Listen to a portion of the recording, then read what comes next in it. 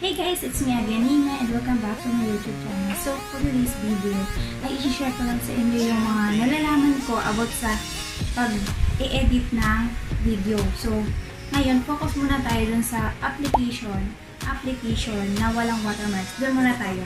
So, kung interesado ka sa video ito, panoorin mo at tapusin mo hanggang dulo at huwag mo na rin kalimutan mag-subscribe at i-hit yung bell button sa baba para updated ka pa sa mga bago kong videos at tutorials na gagawin or i-upload. So, without further ado, just keep on watching. Intro muna tayo.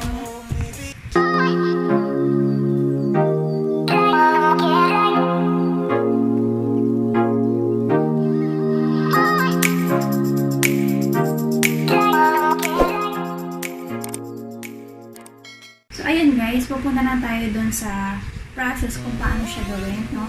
So, huwag tayo mag-focus dun sa Play Store app kasi kapag sa Play Store app kayo nag-download, may posibilidad na yung dinownload nyo is kapag dun kayo nag-edit, is may posibilidad na magkaroon siya ng watermark. So, ang gagawin natin is sa Chrome tayo pupunta or sa Google mismo para ma-express natin kung ano yung gusto nating makita or download no, na application. So, ngayon ilalagay ko na lang siya dito para masundan nyo na rin. So,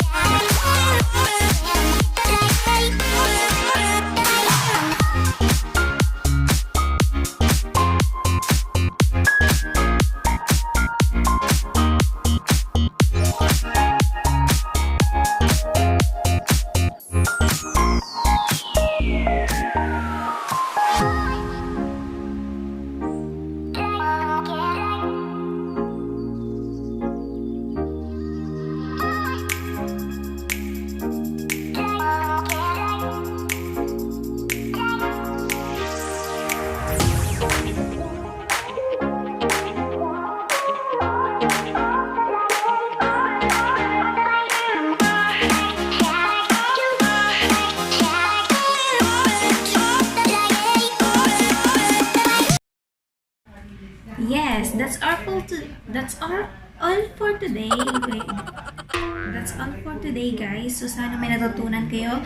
At kung meron, bigyan ng isang like and i-subscribe na rin at i-hit ang notification bell para updated pa kayo sa mga bagong video. See you in my next vlog. Bye!